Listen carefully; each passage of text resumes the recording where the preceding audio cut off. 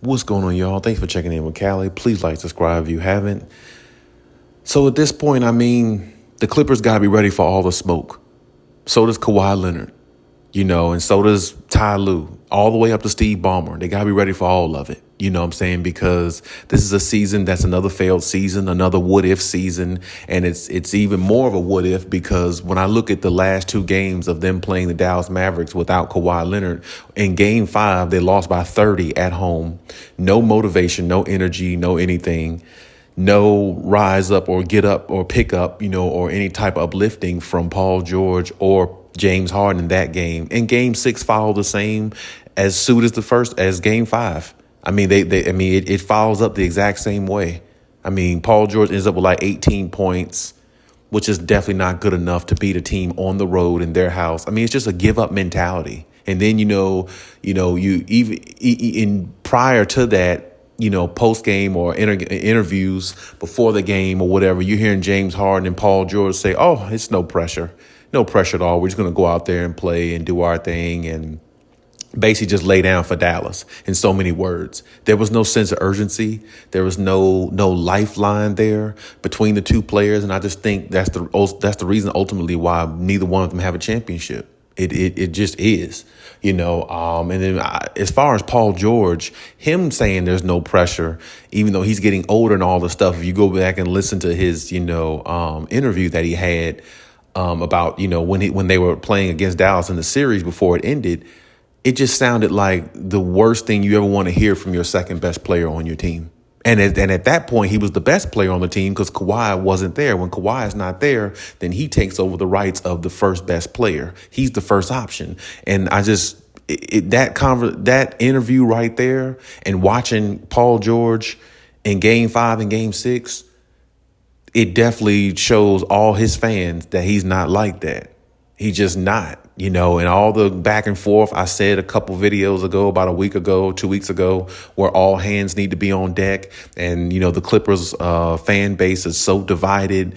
That's a huge statement because there's a lot of fans who believe that Paul George is actually better than Kawhi Leonard. And if we're talking about his availability in the playoffs, maybe you could say that because, he's been there in the playoffs more with the Clippers rather than not being there, but at the same time, it doesn't matter whether you play or not. Even if Paul George plays and you still lose, it's just as bad as Kawhi Leonard sitting out and you'll lose either way.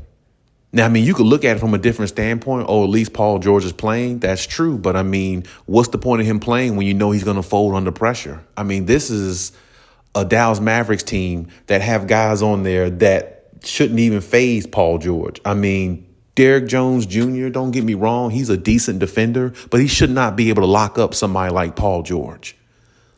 If people look at Paul George as the best player on this team, in which some, crazy fans have said the same thing, and if that's fine. Everybody has an opinion. Well, how could he get locked up by somebody like Derrick Jones Jr.? Derrick Jones Jr. is a decent defender. Don't get me wrong. He's lengthy. He's all that. But there's no way in hell Kawhi Leonard gets locked up by somebody like him, especially in the playoffs. Because when Kawhi is healthy, and I know it's not much, but when he is healthy, there ain't a damn person in the league that could lock him up hardly. There's instances where he may miss some shots and, he's not playing well or something like that. But that's so rare. It looks wrong when it happens because it's like he's just literally unstoppable when he's right. And I know he hasn't been there. And I'm being critical of the situation as well with Kawhi. You got to find a way to be on the court. Got to just find a way to be on the court. It's no other way to look at it. Kawhi's got to be there. You got to find a way to be on the court. And that's just plain and simple. As much as I hate to say it, because Kawhi is my guy, but, health is everything. And, if you're not there available to help your team, they're just going to fall because you're the guy. And, Kawhi's going to take a lot of heat for this. Once again, for not being available. And then, he gets, put into the Team USA. He's probably not going to play that, of course, because he didn't end up playing the playoffs. So he's probably going to have to relinquish his spot there. Good thing for him, though, which is a good gesture, I guess. The fact that he actually got nominated and put in there on the Team USA, that's a good thing. But not being available for your team in the playoffs, that's not the way to go. You know what I'm saying? You got to find a way to be on the court. And I understand that as an NBA fan, as an NBA guru, I like to call myself, or an NBA analyst, or whatever, I'm looked at as, or whatever I think of myself as. NBA all day for me. It's been like that since I was younger. But as a fan of the game, you want to see the best players on the floor. Even on teams that I don't like, I still want to see the best players on the floor to really see who's the best, really see who has the edge, because we all know Dallas is not winning that series if Kawhi Leonard's there. They're not winning that series. No, it's just not happening. In the 2 games Kawhi Leonard played, he wasn't even himself. And like I said, injured Kawhi Leonard, the games came down to the wire damn near. I mean, the first game, 96-93 was the ending score. And then next game, they lost by like 9 or 10 points. They not losing by no 30 points with Kawhi Leonard on the floor. It's just not happening. It's just not. And, when you look at this team all the way around, I mean, it's tough. It's tough to really judge them, though, because it's like, I know Steve Ballmer wants his best player in Kawhi to be there. But if he's not available, that hurts the team. That hurts the chemistry. That hurts everything they're trying to do.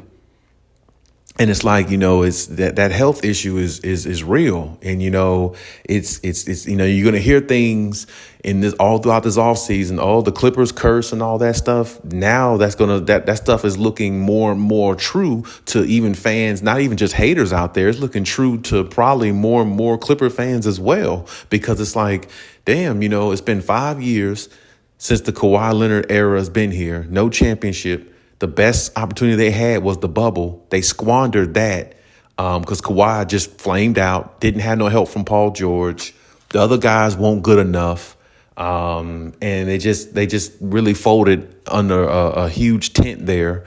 And ever since then, it's been injuries between Paul George and Kawhi. 1 year Kawhi is out. He goes out in the second round of the playoffs with a torn ACL. He's out the whole next season. He comes back the next season after that. He goes out after the second game in the playoffs. But Paul George was out with a hyperextended knee going into the playoffs against the Phoenix Suns with Kevin Durant. So Kawhi was by himself. Then he ended up getting hurt this year. He's out a month before the season ends. Then he comes back 1 or 2 games in the playoffs, out again. It's like fans are not going to keep putting up with this. You know what I'm saying? And it's like, I don't want to say Kawhi Leonard's career is over with, because I'm definitely far from saying that. But I mean, I can understand if anybody thinks that, because, I mean, it's like the availability is looking slimmer and slimmer, and you only get older as you go. You don't age backwards. So it's not like whatever ailments he has is really actually going to get 110% better. They may get better due to rest and things like that, and maybe, him like taking care of his body, is as good as he can, or maybe a little bit better, and don't try to overwork himself too much, maybe. But I mean, as you get older, it's harder to sustain, greatness is harder to sustain. Health is harder to sustain a lot of things. So, I definitely understand if fans look at him from afar now, because it's like, wow, how much more healthy are you going to get? I mean, honestly, the Clippers have pretty much tried everything. They've low managed. They've did everything on their end. They've played a whole season to see if that gets him conditioned enough to make a playoff run, but really that actually might have put more on him. And that's the difference, I think, in the whole situation, because as I've said before, I think personally the way Tyronn Lue coaches is really not for Kawhi Leonard. Kawhi Leonard will thrive better under a coach that understands how to utilize him a lot better. Because if it's just, when you look at the Clippers offense and how they play, it looks like all Kawhi Leonard one night, and then some other nights it looks like mainly all poor Paul George. And it's like take turn basketball with them. It's not like a fluidity in their offense where it's just gelling. Like everybody's going from one to the next to the next. It just looks like 1 or 2 guys dominate. The rest just chip in with pieces here and there, and that's pretty much how they win games. And when you looked at them this year, when they won the 26 out of 30 games, a lot of that was off of talent, of course. It wasn't really off of chemistry because, of course, they haven't built but so much chemistry. This is like their first year together. So, I mean, when you look at it from that standpoint, it still was a tough road for them, regardless, even entering the playoffs, because that type of game style, it really actually hurt them in some matchups rather than help them. Now, if you think about the situation the way it is, honestly, though, if they would have got past the first round, I mean, they would have had a good route to the conference finals, because the next round they would have played OKC. And OKC is a team that I think that they could beat, that they definitely could beat OKC in a 7-game series. I think the Dallas series might have actually been probably just as hard or a little bit harder than actually OKC would have been, because matchup wise, they match up very well against OKC, and SGA can score a lot on his own, but they don't have a second best player like a Paul George. They don't have that. You see what I'm saying? So when you look at OKC, they really only got one guy, which is SGA. Everybody else is decent, but they're not like on the level of like, oh, this is our second best player, and he's really, he can get off and get his anytime. You know, he don't need no set plays. He's just like that. They don't have a second guy like that. So that's where Paul George expertise would have really came in great at, along with James Harden, if Paul George had an off game, because Kawhi gonna be Kawhi, SGA would have been SGA, but to offset everything between Paul George and James Harden, they definitely had the advantage, because between both of them, even if they're struggling shooting, they still can, put up about 20 plus points combined or each, or however that goes. And then, if Russ, slips in there and gets some points, then that definitely helps out their cause as well. So, I mean, they had a pretty nice path to the conference finals. The hardest challenge I think they would have faced, of course, would have been either Denver or the Timberwolves. And it would have went 7 games with either one of them teams, I believe, with Kawhi Leonard. But for some reason, I believe if Kawhi is healthy, they get out of that and they go to the finals. You see what I'm saying? So it's like when you look at the situations that the Clippers have squandered or have not been able to capitalize on, it really hurts them ultimately as a team, because it's like now you're looking at the team and it's like, okay, you got 2 guys that's not signed, which is Paul George and James Harden. More than likely, they're going to re-sign James Harden. More than likely. They probably end up, moving on with Paul George, because he's just not a second best player caliber type, championship caliber type player. He's just not that. He's good. He can put up numbers and, all those things, but it's just not equating to winning a championship, I don't believe. And I never thought his game was really built like that. I thought as long as Kawhi is on the floor leading them, if he could stay healthy, then yeah, maybe so. But without Kawhi being healthy, he doesn't really have the team around him that can really actually propel him to the next level. Because what people don't realize, you can have a great player, but great players also need the right clientele around them to win a championship. And honestly, the right clientele hasn't been around Kawhi Leonard since he's entered or since he's been on the Clippers, honestly. Because, I mean, they had Pat Bev as a point guard back then. Definitely not good enough. He's trash, ultimately. Then you always had Paul George. Never can count on him. Playoff P. He's too focused on the podcast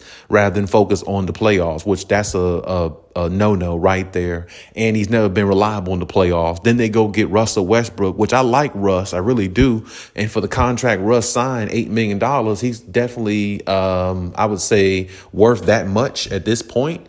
Because what I saw in the playoffs, I mean, after game 1, he really was a non-factor, and he really was a waste of time actually even having him on the floor. And that says very, very, big. That's very big words for a Hall of Fame player like he is, who should have more of an impact in a series like that, especially when you're the one coming in to bring the energy and bring what they're supposed to need to help them get over the hump at times when they're actually, playing shaky. And he wasn't able to do that. He was the one playing shaky, shooting 25% from the 3-point line and shooting like 35%, from twos. So, I mean, like, really, he was such a non-factor. I don't even think I think after game 1 or game 2, I don't know if Tyronn Lue should have even played him anymore. Because, really, he hurt the Clippers a lot, because him being in the corner, standing there waiting for threes, it was really a waste of time, because he doesn't possess a 3-point shot.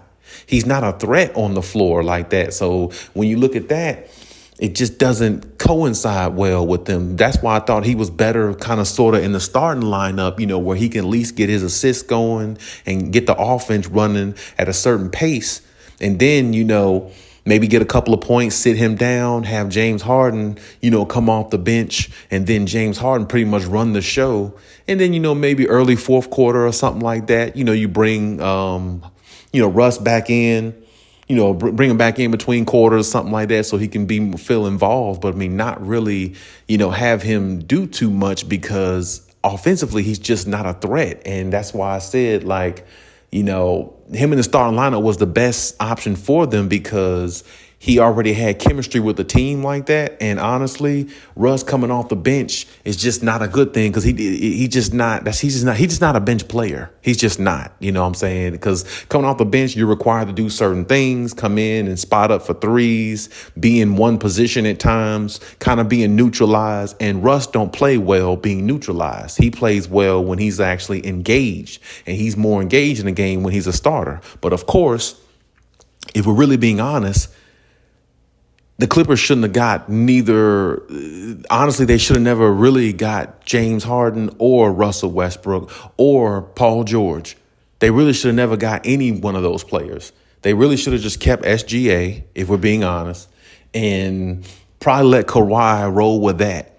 Because that might have been their best way out. Because, honestly, with Paul George and James Harden, if they're not trustworthy, even if Kawhi is around, how do we know they still would win? I believe they would, because of how great Kawhi is, but that's only because of how great he is, and if he can hold up physically. He can't hold up physically with a team where he's doing too much, where he's overcompensating. And one thing I see, what a lot of people don't see when they watch Clipper games, Kawhi overcompensates a lot, because on defense, Paul George doesn't make plays like that on defense. James Harden is not a defender. Russell Westbrook can defend some with his tenacity, but he's really not an overall defender himself. When you look at a lot of their defensive plays, a lot of their fast breaks happen because of Kawhi Leonard. They get a lot of fast break points because of Kawhi Leonard. They don't get as many fast break points when he's not around. Those are extra possessions that favors the Clippers in every situation, because you have a guy that a offense is worried about every single moment because of how he affects a team's game plan.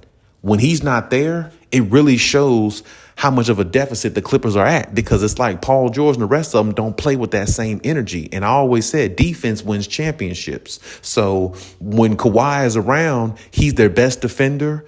He's their best scorer. He's their best player. It's like, damn, he has to be the best everything on the team. And that's what really wears him down a lot, because they don't have the pieces around him that really fits the mold with him. See, even when he was on Toronto, he had the pieces around him that fit. They just fit more with what he does. And when he needed to rely on them to knock down shots, they were able to. And it was not a problem. Now, he does have Norman Powell on here, but Norman Powell can't make up for everybody on Toronto. But what I'm saying is Paul George, just not it. So they probably going to cut bait with him if they, and who knows, they might end up running it back. I can definitely see a scenario where they do run it back, because open up the new arena and everything like that. But they definitely have to make some decisions. They really do. Because, this is another failed season, and this was more of a promising season than the other ones, because you had a big four, sort of say, on the team, and they really just didn't live up to expectations. So, even though they're older, but they still was a big four in regards to name-wise and, the star power that they have. And, a lot of people just figured they were figured out because of their, experience in regards to being in the NBA as long as they have. But, either way, man, it's just a horrible situation. I don't know exactly how it's going to go, for this team going forward. Like I said, Steve Ballmer, it's not many avenues he can take. They gave up all their draft picks, to mortgage they basically mortgaged the farm basically for Kawhi, and got PG in there. And then this era just pretty much flopped, as a lot of people might have thought that it would. A lot of people thought that it wouldn't, but either way, it just didn't turn out to be a fruitful situation, for the Clippers and Clippers Nation. So It's a lot to be. It's a lot to be said, a lot to be desired, but all the smoke is coming their way. And as I said before, the Clippers, whether they're ready for it or not, the smoke is gonna come, and it's already here, really.